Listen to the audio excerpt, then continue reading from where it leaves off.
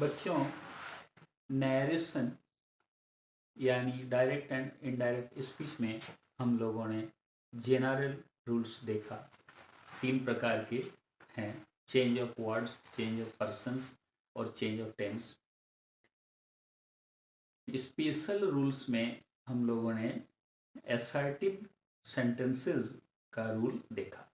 आज हम लोग देखेंगे नैरेशन में इंटरोगेटिव सेंटेंस। इंटरोगेटिव सेंटेंस भी 3 प्रकार के होते हैं। उनमें से पहला देखेंगे इंटरोगेटिव सेंटेंसेस जो WH से शुरू होते हैं, जैसे हु, व्हाई, व्हेन, हाउ, इस तरह से।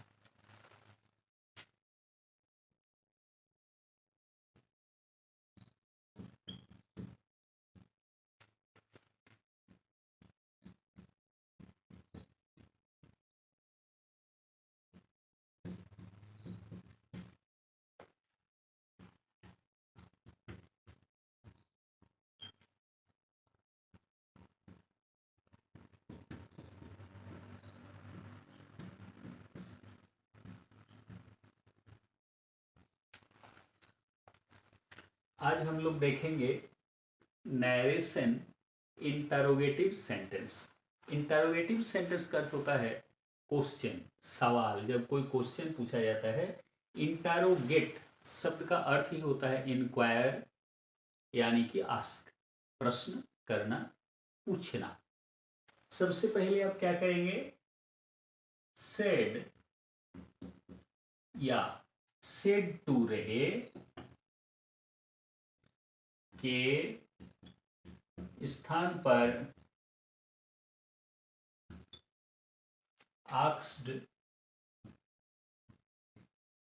का प्रयोग करेंगे।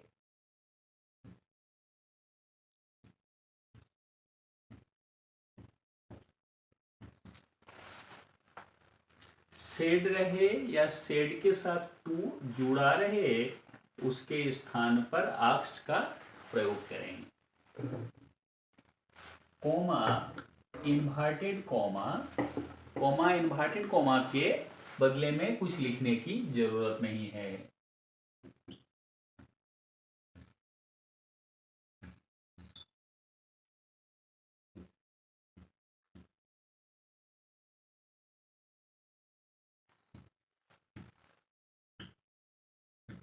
कॉमा, इन्वर्टेड कॉमा के स्थान पर कुछ न लिखें।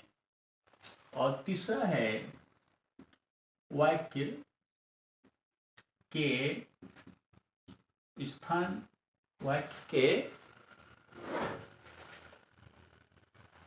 अंत में क्वेश्चन मार्क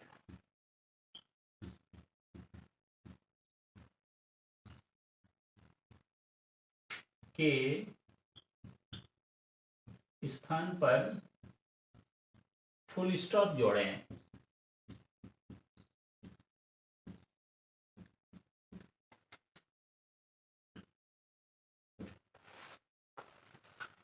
पहला है सेड रहे या सेड टू रहे, उसके स्थान पर आस्क्ड का प्रयोग करेंगे।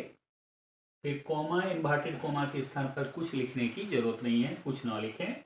और वाक्य के अंत में जो क्वेश्चन मार्क रहता है डायरेक्ट नरेशन में, इनडायरेक्ट नरेशन में, उसके स्थान पर फुल स्टॉप का प्रयोग करें। इसलिए कि क्वेश्चन से आप असर्टिव सेंटेंस बना रहे हैं। भले ही असर्टिव सेंटेंस 2 प्रकार का हो, एफर्मेटिव या नेगेटिव, वो अलग बात है, लेकिन आपको क्वेश्चन मार्क के बदले में फुल स्टॉप का प्रयोग करना है। जैसे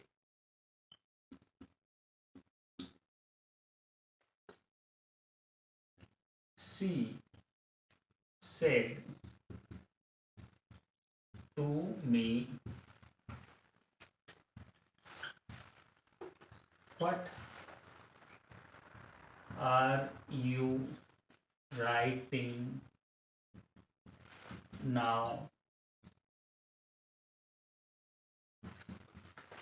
क्वेश्चन दिया हुआ है, सी सेड टू मी, उसने मुझसे कहा, what are you writing now, अभी आप क्या लिख रहे हैं। इरादा है, भले ही उन्होंने मुझे कहा, लेकिन क्वेश्चन मार्क देने का मतलब है उनका इरादा है सवाल करना, इसीलिए हम क्या करेंगे, सी सेड रहे या सेड टू रहे के स्थान पर आस्क्ड हो जाएगा।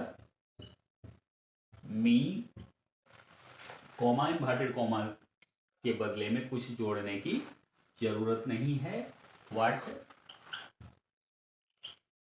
इसमें ध्यान देना है ये क्वेश्चन है, what are you writing now, अभी आप क्या लिख रहे हैं, ये डायरेक्ट क्वेश्चन है। जब हम इसे इनडायरेक्ट नरेशन में करेंगे तो आर का स्थान बदल जाएगा। व्हाट के बाद पहले हम सब्जेक्ट को लिखेंगे, इसीलिए यू और आर दोनों का स्थान उलटफेर हो जाएगा। यू को पहले लिखेंगे, लेकिन यू तो सेकंड पर्सन है, सेकंड पर्सन तो ऑब्जेक्ट के अनुसार होता है, इसीलिए मी के बदले में आई का प्रयोग करेंगे। व्हाट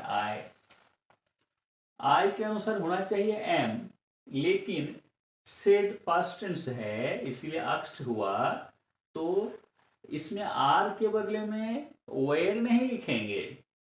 यू प्लूरल नंबर भले ही सिंगुलर हो, इसका यूज होता है प्लूरल नंबर के रूप में, इसीलिए आर था, लेकिन आई के अनुसार होना चाहिए एम।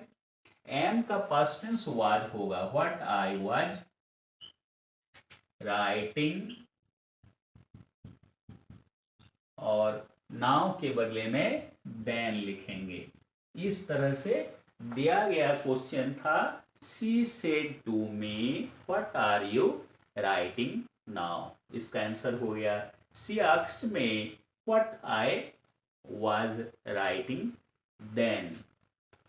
सेकेंड ऑप्शन देखेंगे, the boy said to Geeta how far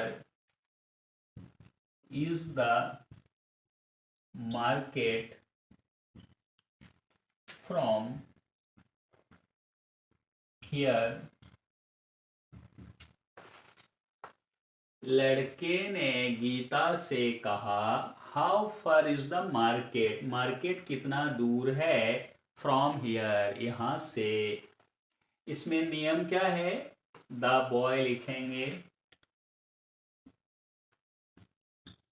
said रहे या सेड टू रहे उसके स्थान पर आप आस्क्ड लिखेंगे। इसमें आस्क्ड इसलिए लिखेंगे भले ही the boy said to Geeta, boy ने गीता से कहा, लेकिन सवाल है यहां से बाजार कितना दूर है, ये सवाल है, और पूछने का अंग्रेजी हम आस्क्ड लिखेंगे, द बॉय आस्क्ड गीता।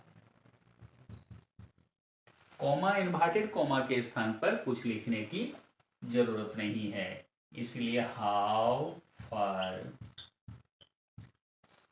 इसमें आपको ध्यान देना है, how far is, how far is ये डायरेक्ट क्वेश्चन है, जब हम नरेशन चेंज करेंगे ये डायरेक्ट नरेशन नहीं रहा, इसीलिए इज का स्थान सब्जेक्ट के बाद हो जाएगा। इस सेंटेंस में सब्जेक्ट है द मार्केट, इसीलिए हाउ फॉर द मार्केट।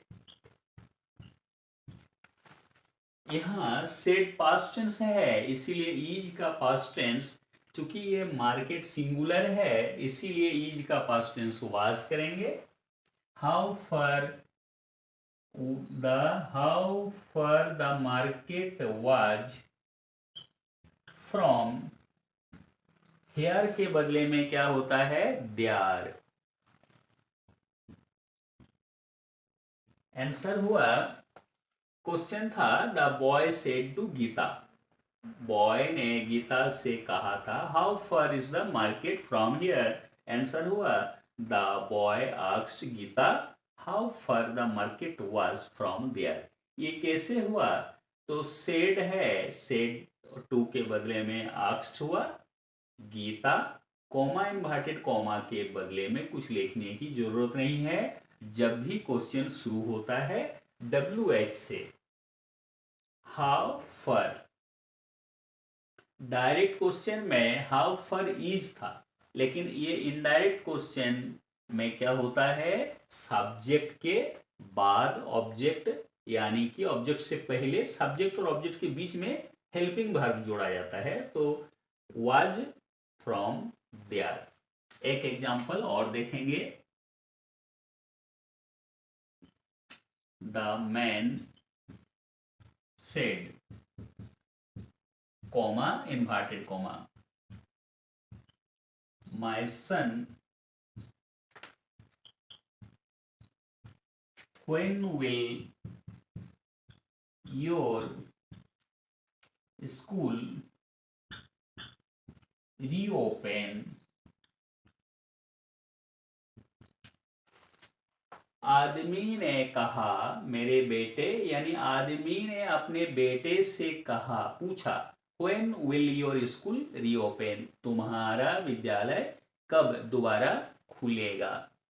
इसमें the man said my son, लेकिन इसमें मान लेना पड़ेगा कि the man said to his son, आदमी ने अपने बेटे से पूछा। भले ही कॉमा इन्वर्टेड कॉमा के बदले में किसी से कुछ पूछने का या बताने का दो तरीका है। एक डायरेक्ट उससे कहा जा सकता है, जैसे the boy said to Geeta. तो इसमें ये क्या है ना, ये डायरेक्ट क्वेश्चन के रूप में दिया गया था, यहाँ एड्रेस के रूप में है। एड्रेस जिसे आप कारक में देखते हैं, संबोधन कारक एड्रेस। तो इसमें मान लेना पड़ेगा the man said to his son, अपना बेटा से वो पूछा था। यहाँ माय सन मतलब मैन के अनुसार हिज सन, इसलिए the man asked his son, my son, ये बाहर होना चाहिए था। एड्रेस के रूप में लिखा हुआ है, संबोधन के रूप में, इसलिए अंदर हुआ, ये खत्म हो गया। अब कॉमा इन्वर्टेड कॉमा के बदले में क्या करेंगे, कुछ करना नहीं है। अब व्हेन है, व्हेन लिखेंगे। विल वर्ब है, इससे पहले सब्जेक्ट को लिखना है। सब्जेक्ट है your school, your second person है, और ये ऑब्जेक्ट के अनुसार होगा। ऑब्जेक्ट है सन, सन सिंगुलर है, मैस्कुलिन जेंडर, और ये singular number, singular number masculine gender, और ये पॉजिटिव केस है। पॉजिटिव केस में क्या होगा, हीज, क्योंकि ये मैस्कुलिन जेंडर है। अगर ये फेमिनाइन जेंडर और ये पॉजिटिव केस रहता तो हार लिखते, इसमें हो जाएगा हीज। स्कूल, सेल का पास्ट टेंस शुड होता है, जैसे चेंज ऑफ वर्ड्स में हमने बताया था। सेल का शुड, विल का वुड, कैन का कुड, मे का माइट। तो विल का पास्ट टेंस हो जाएगा वुड रीओपन। इस तरह से हम लोगों ने देखा कि अगर एड्रेस के रूप में, संबोधन के रूप में वर्ड अंदर रखा जाए तो उस समय इंटरोगेटिव टेंस, इंटरोगेटिव सेंटेंस का कैसे चेंज करेंगे। द मैन सेड माय सन, मेरे बेटे, when will your school reopen, तुम्हारा विद्यालय कब दोबारा खुलेगा। इसका आंसर होगा the man asked his son when his school would reopen. Interrogative sentence एक प्रकार का हुआ। अब हम देखेंगे कि कभी कभी ध्यान देना है कि इंटरोगेटिव सेंटेंस दो प्रकार के होते हैं। जब WH से शुरू होता है उस समय इसका आंसर जो है पूरा देना पड़ेगा। जैसे what are you writing now, हम उस समय यस या नो नहीं लिख सकते हैं, उसमें इसका जवाब देना पड़ेगा। कभी कभी ये हेल्पिंग वर्ब से शुरू होता है, उस समय यस या नो देने से काम चलेगा। जैसे आर यू टायर्ड, क्या आप थके हुए हैं, उस समय यस या नो सिर्फ लिखने से चलेगा। इसीलिए इंटरोगेटिव सेंटेंस तीन प्रकार के हैं। एक इंटरोगेटिव सेंटेंस WH, दूसरा interrogative sentence starting with helping verbs, और तीसरा होता है interrogative sentence question tag, question tag, और वो लास्ट में देखेंगे। अभी हम देखेंगे कि इंटरोगेटिव सेंटेंस और स्टार्टिंग विथ हेल्पिंग वर्ब्स। तो बच्चों हम अब इंटरोगेटिव सेंटेंस सेकेंड टाइप का जो है वो देखेंगे। Interrogative sentence starting with auxiliary verbs.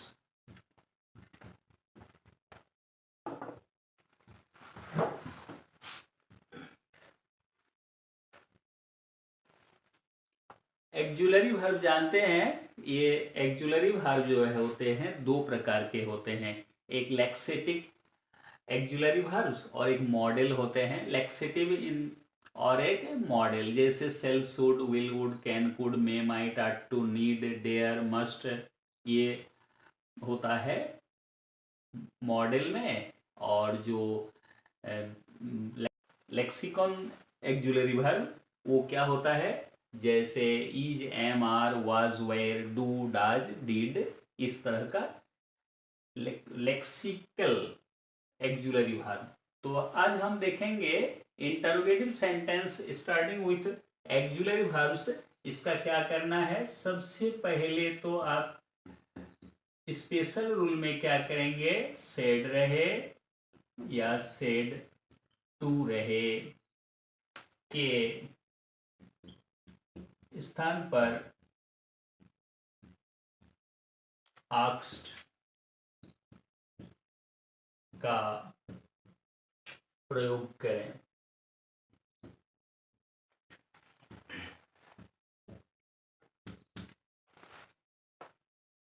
Said या सेड टू के स्थान पर आस्क्ड का प्रयोग करें।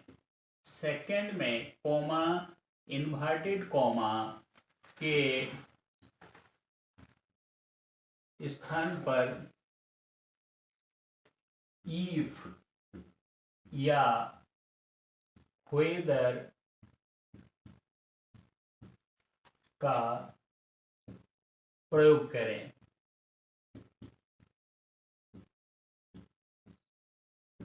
इसमें ध्यान देने की बात है, जब प्रश्न पूछा जाता है जैसे are you tired, are you going to market, इसमें यस होने की संभावना ज्यादा रहती है, उस समय आप इफ का प्रयोग करेंगे। और अगर इफ यस होने से, अगर यस भी हो सकता है या नो भी हो सकता है, दोनों में से कोई भी हो सकता है जवाब, जैसे आर यू टायर्ड, यस, तो इसमें इफ का प्रयोग करेंगे। आपको यस या नो दोनों में से कुछ भी आप स्वतंत्र है बोलने के लिए, उस समय आप इफ के बदले में व्हेदर लिखेंगे। ऐसे तो हिंदी में इफ मतलब यदि और व्हेदर मतलब चाहे, यानी दो में से एक। इसीलिए जब दोनों में से कोई भी हो सकता है यस या नो, तो आप इसका मीनिंग चाहे, इसीलिए व्हेदर का प्रयोग करेंगे। और तीसरा नियम है वाक्य के अंत में फुल स्टॉप का प्रयोग करें।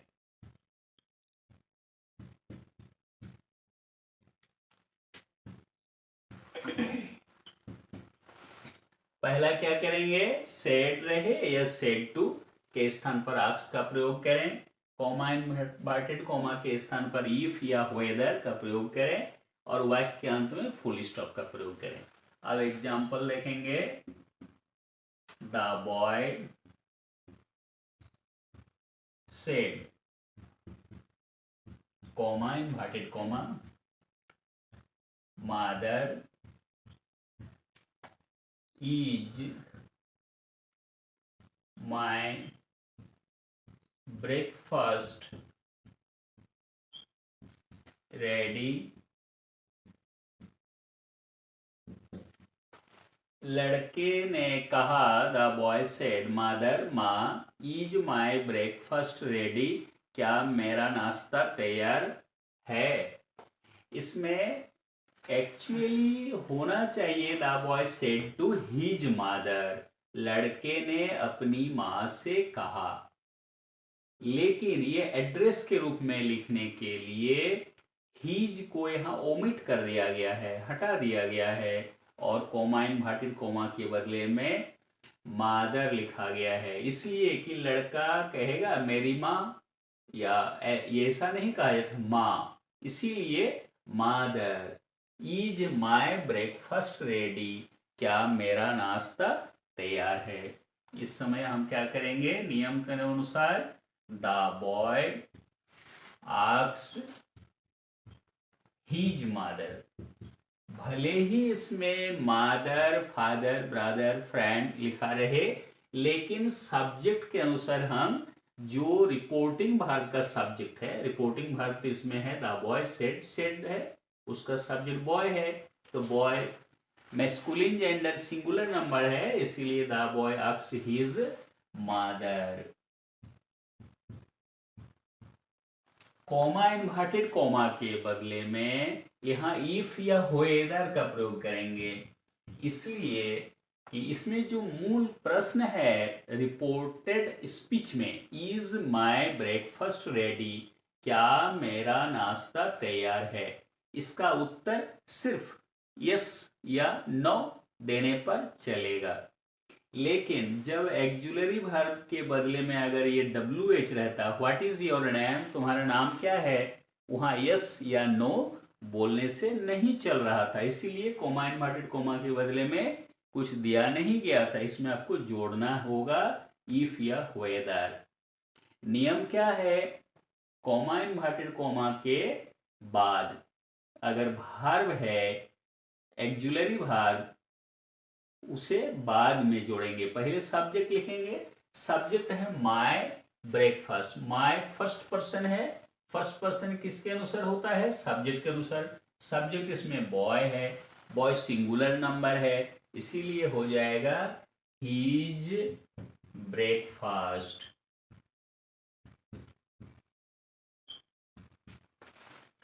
इसमें सेड पास्ट टेंस है, लेकिन is present tense singular number दिया गया है, ब्रेकफास्ट सिंगुलर नंबर में ही, चूंकि ये अनकाउंटेबल है, ये सिंगुलर ही माना जाता है, इसीलिए इज के बदले में लिखेंगे वाज रेडी। तो नियम के अनुसार हमने देखा, the boy said mother, is my breakfast ready, इसका आंसर होगा the boy asked his mother if his breakfast was ready. Second number, the children said to the teacher, sir, may we come in। बच्चों ने कहा शिक्षक महोदय से, sir महाशय, मे we come इन। अगर रिपोर्टेड स्पीच में यानी कॉमा इन्वर्टेड कॉमा के अंदर सर या मैडम रहे, तो इसके बदले में आप रिस्पेक्टफुल्ली का प्रयोग करेंगे, और इसमें सेड, चूंकि इंटरोगेटिव सेंटेंस है, इसलिए सेड टू के बदले में आप क्या करेंगे, आस्क्ड का प्रयोग करेंगे।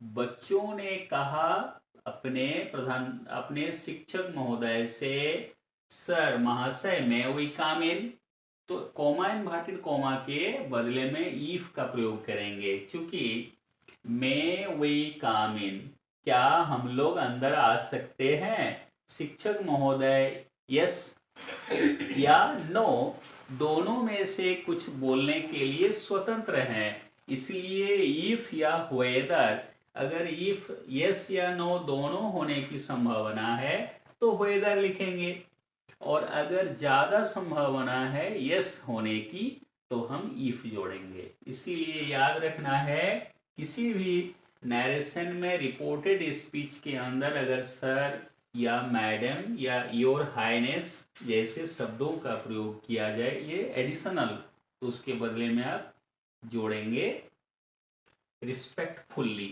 तो आंसर हुआ The children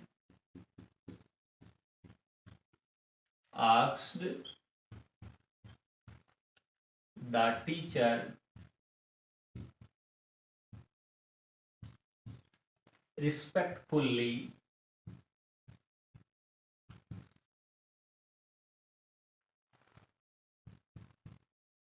if the children था, द चिल्ड्रेन लिखे हैं, सेड टू है, आस्क्ड हुआ, द टीचर है, द टीचर हुआ। ये सर जो है ये एडेंडम है। एडेंडम क्या होता है? जो अलग से जोड़ा गया है, एडेंडम। इसीलिए उसको मूल सेंटेंस के अंदर जो हम चेंज करने वाले हैं रिपोर्टेड स्पीच का, उसके पहले ही रिस्पेक्टफुली जोड़ देना पड़ेगा। ये एडेंडम है, अतिरिक्त जोड़ा हुआ।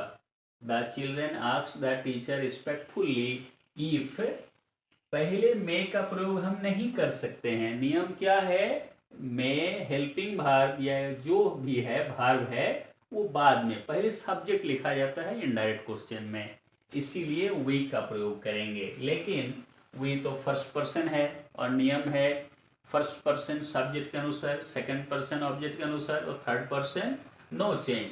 ये चिल्ड्रेन जो है सब्जेक्ट है, चिल्ड्रेन के अनुसार हम वी का प्रयोग करेंगे। चिल्ड्रेन बहुत सारे हैं, प्लूरल नंबर, थर्ड पर्सन में तो दे का प्रयोग करेंगे।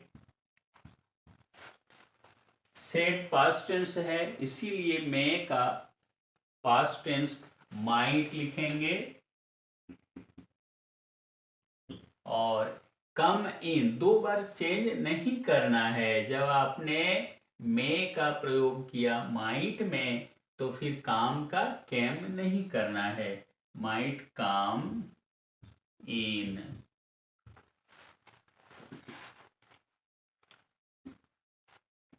The girl said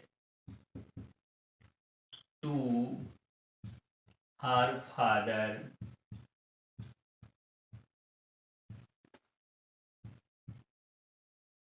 is the office open today? बच्ची ने अपने पिताजी से कहा, is the office open today? क्या ऑफिस, क्या दफ्तर आज खुला है?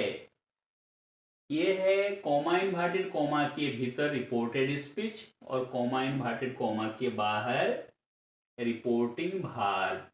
इसमें सब्जेक्ट जो है ये जैसे का वैसे रहेगा। द गर्ल सेड टू के बदले में आस्क्ड का प्रयोग करेंगे।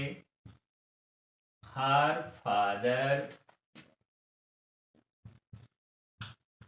Is the office open today?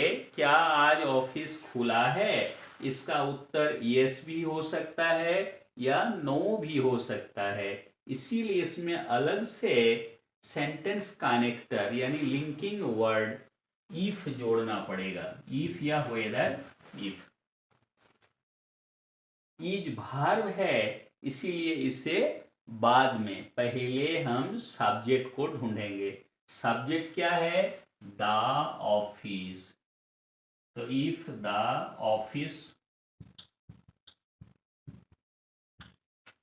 Is present tense है सिंगुलर नंबर में, और यहां सेड टू पास्ट टेंस में है, इसीलिए इज का पास्ट टेंस लिखने की जरूरत है। इसमें सब्जेक्ट द ऑफिस ही है, इसीलिए इज का पास्ट टेंस हो जाएगा वाज ओपन, और टू डे के स्थान पर दैट डे का प्रयोग होता है।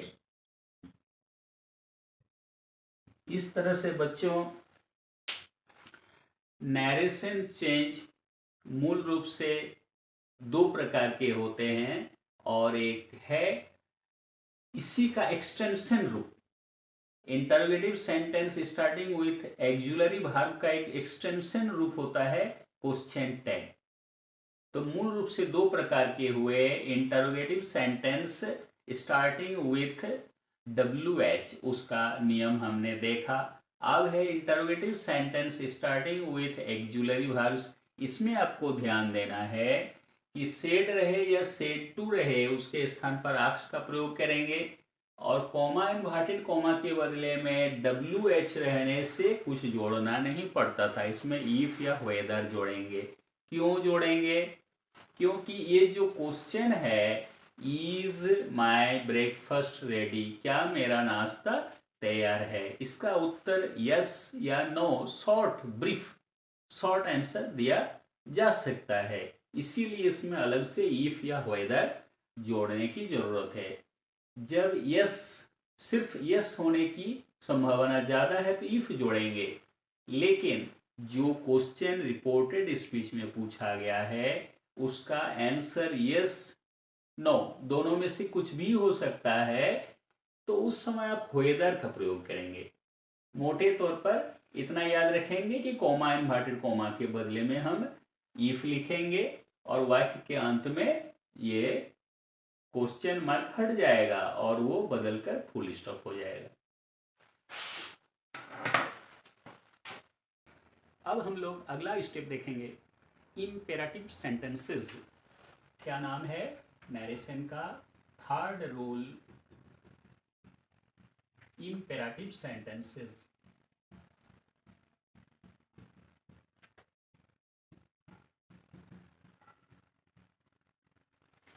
पहले जानेंगे इम्पेरेटिव सेंटेंसेस का क्या अर्थ होता है। इम्पेरेटिव शब्द का असल में अर्थ होता है, वास्तव में अर्थ होता है आदेश सूचक।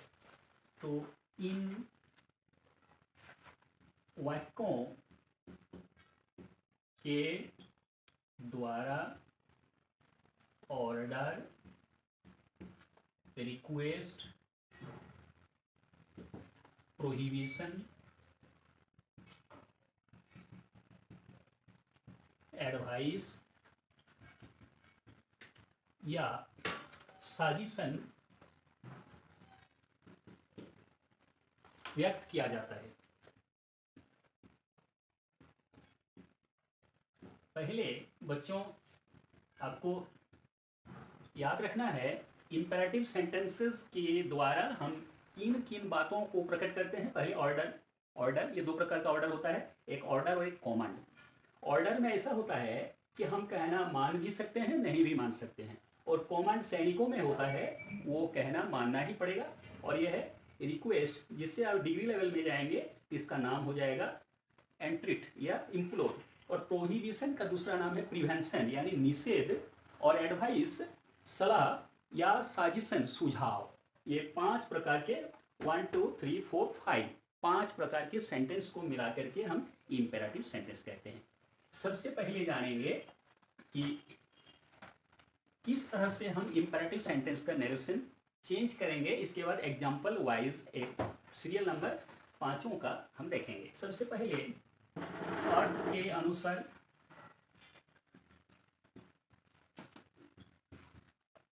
सेड टू, सेड या सेड टू का परिवर्तन निम्न प्रकार होता है।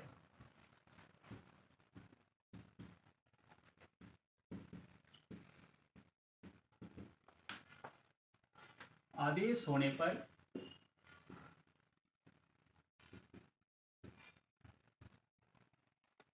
सेड या सेड टू बदलकर ऑर्डर्ड होता है।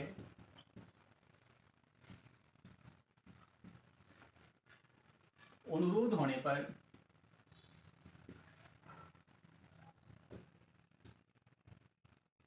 सेड या सेड टू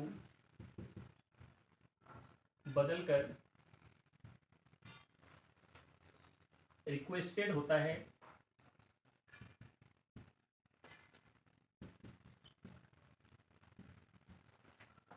निषेध होने पर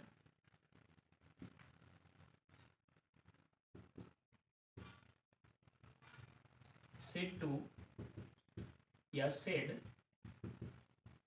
बदलकर फॉरबीड पास्ट टेंस में इसका होता है फॉरबेड, होता है।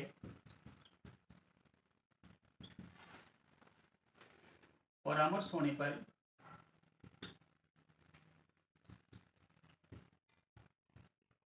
सेड टू या सेड बदलकर एडवाइस्ड होता है।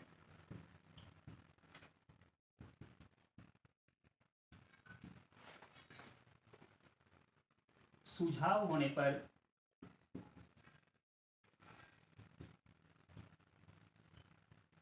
सेड या सेड टू सजेस्टेड बदलकर सजेस्टेड होता है।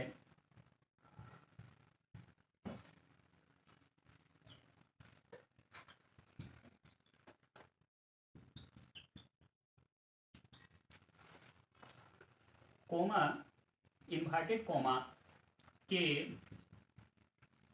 स्थान पर टू का प्रयोग होता है।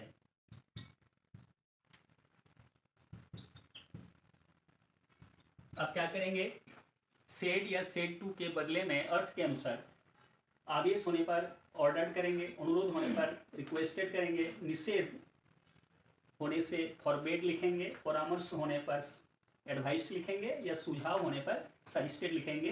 कॉमा इन्वर्टेड कॉमा के स्थान पर आप टू का प्रयोग करेंगे। रिपोर्टेड स्पीच में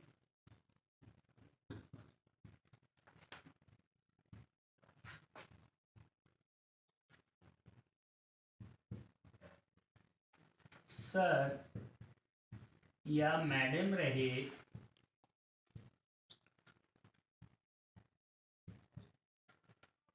तो रिस्पेक्टफुल्ली जोड़ना है।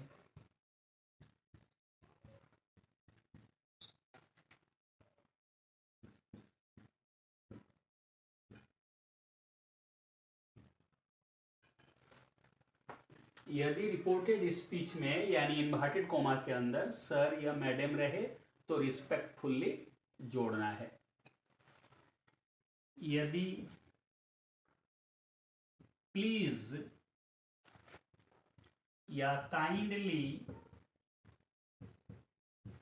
या डोंट रहे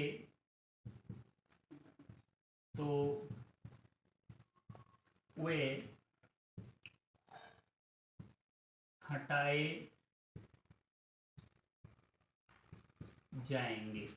रिपोर्टेड स्पीच में सर या मैडम रहे तो रिस्पेक्टफुल्ली जोड़ना है, सर या मैडम हट जाएंगे। यदि प्लीज, काइंडली, डोंट तीनों में से कुछ रहे तो वे हटाए जाएंगे, उनके बदले में अलग से कुछ जोड़ना नहीं है। वाक्य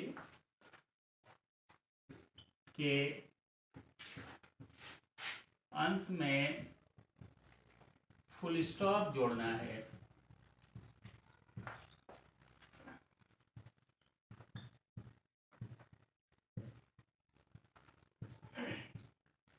example, the man said to his servant,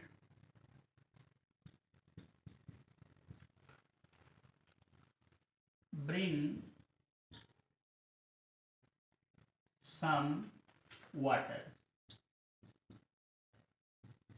अब हम लोग इन परिस्थितियों में इंपरेटिव सेंटेंस का नरेशन कैसे चेंज करना है वो देखेंगे। सबसे पहले ऑर्डर देखेंगे। The man said to his servant, आदमी ने अपने नौकर से कहा, ब्रिंग सम वाटर, कुछ पानी लाओ, थोड़ा पानी लाओ। इसका आंसर होगा द मैन सेड टू, अपने नौकर से कह रहा है आदमी पानी लाओ, उसका इरादा है आदेश करना, इसीलिए इसके बदले में क्या लिखेंगे, ordered his servant comma inverted comma के बदले में लिखेंगे टू ब्रिंग सम वाटर। अब हम लोग रिक्वेस्ट की परिस्थिति में देखेंगे। The boy said father please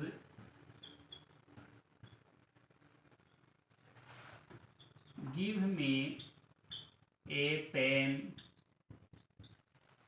लड़के ने अपने पिताजी से कहा, पिताजी कृपया मुझे एक कलम दीजिए। बच्चे का जो कहना है वो है पिताजी को अनुरोध करना, इसीलिए हम लोग सेड, इसमें सेड है, सेड टू है, लेकिन टू यहाँ ओमिशन है और फादर को सेड टू हिज फादर होना चाहिए, जो इन्वर्टेड कॉमा के अंदर जोड़ा गया है, ये एड्रेस के रूप में है, इसीलिए इसका नरेशन चेंज करेंगे। The boy requested his father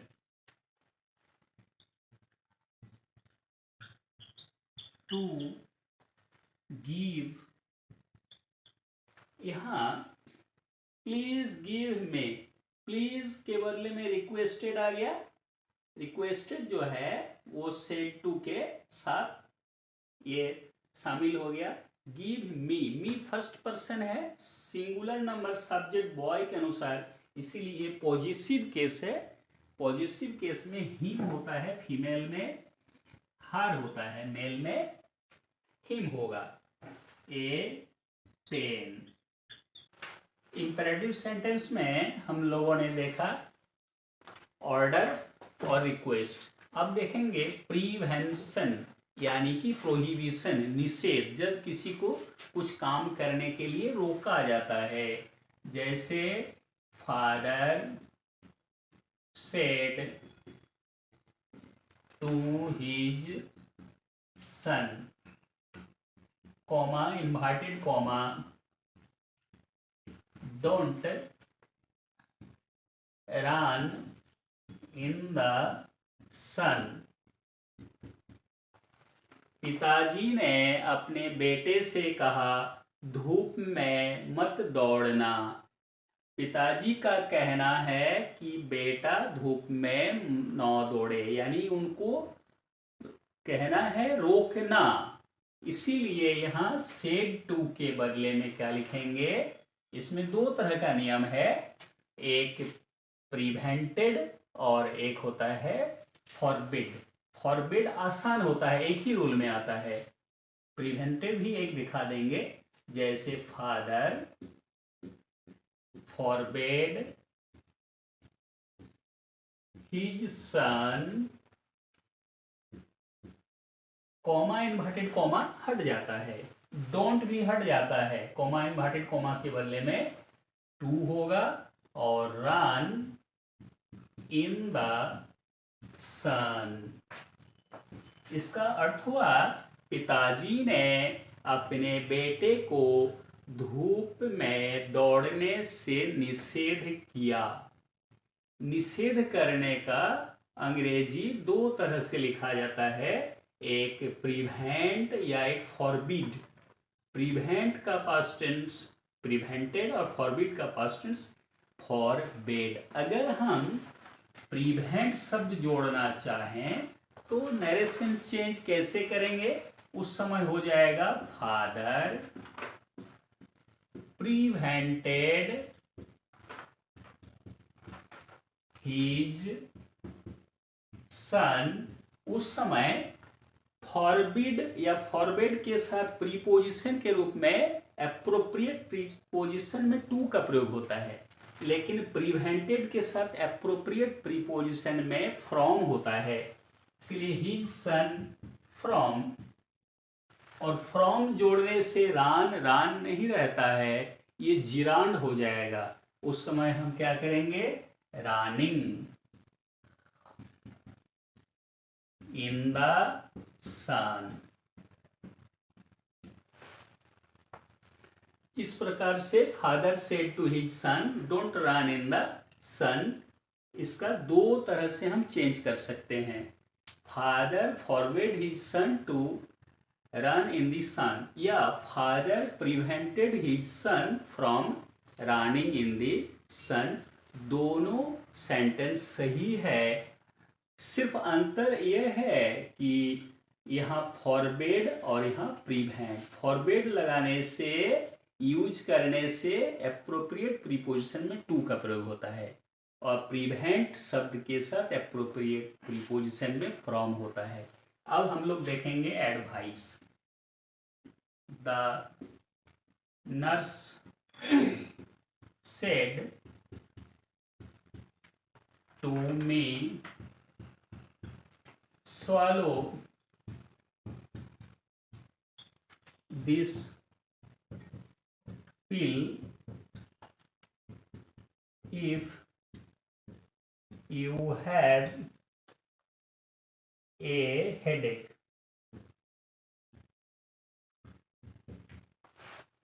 nurse ने मुझसे कहा स्वालो दिस पिल, ये गोली, ये टैबलेट निगल जाइए अगर आपको सिरदर्द हो। नर्स का मुझसे कहने का मतलब है मुझे सलाह देना, परामर्श देना। इसीलिए यहाँ सेड टू के बदले में हम क्या करेंगे, एडवाइस्ड लिखेंगे, और कॉमा इन्वर्टेड कॉमा के बदले में टू का प्रयोग करेंगे। उस हालत में the nurse advised me to, comma inverted comma के बदले में टू का प्रयोग होता है, to swallow this. Direct narration में होता है, इनडायरेक्ट नरेशन में वर्ड चेंज में दिखाए थे, चेंज ऑफ वर्ड्स में दैट होता है, इसलिए that pill if you, second person me के अनुसार आई हो जाएगा,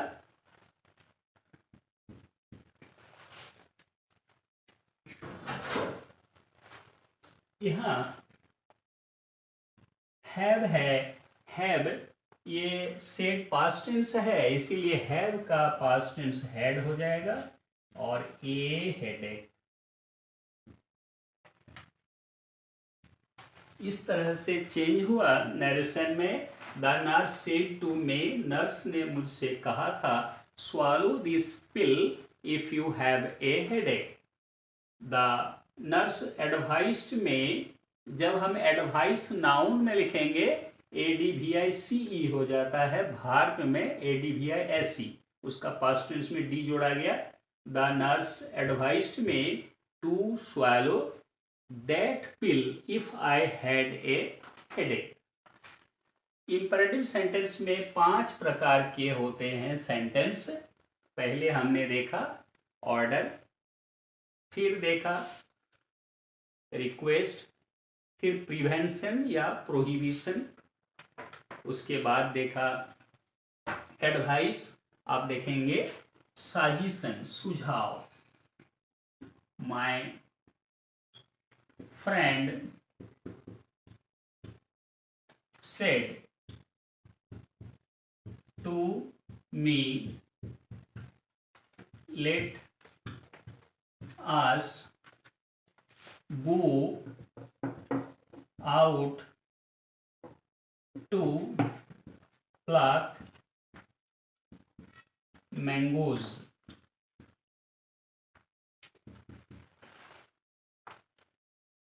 My friend said to me, मेरे मित्र ने मुझसे कहा let's go, let us go out to pluck mangoes, चलो आम तोड़ने के लिए बाहर जाएंगे। ये निर्भर करता है मेरी मर्जी पर, हम जाएंगे या नहीं। ये मेरे फ्रेंड का मेरे प्रति एक साजिशन है, इसे दूसरे शब्द में कहेंगे प्रोपोजल है। इसीलिए सेड टू के बदले में यहाँ प्रोपोज कर सकते हैं या साजिस्टेड कर सकते हैं। इस हालत में हम my friend said to me let us go out to pluck mangoes का इनडायरेक्ट नरेशन किस तरह से करेंगे अब देखा जाए। My friend suggested me to। Imperative sentence के स्पेशल रूल में बताया गया है कि काइंडली, प्लीज, डू नॉट या लेट अस जैसे शब्दों को हटा दिया जाता है। तो लेट अस, हम चलो निकलते हैं बाहर आम तोड़ने के लिए, तो लेट अस शब्द को हटा देंगे, ये सजेस्टेड शब्द में आ गया, इसलिए अलग से लेट अस जोड़ने की जरूरत नहीं है। My friend suggested me to go out to pluck mangoes. इस तरह से बच्चों नरेशन में स्पेशल रूल असर्टिव, इंटरोगेटिव और इम्पेरेटिव के नियम हमने देखा। इम्पेरेटिव में 5 प्रकार के व्यू होते हैं। सबसे पहले ऑर्डर, सेकंड में रिक्वेस्ट, थर्ड में प्रोहिबिशन या प्रिवेंशन, फोर्थ में एडवाइस और फिफ्थ में सजेस्टेड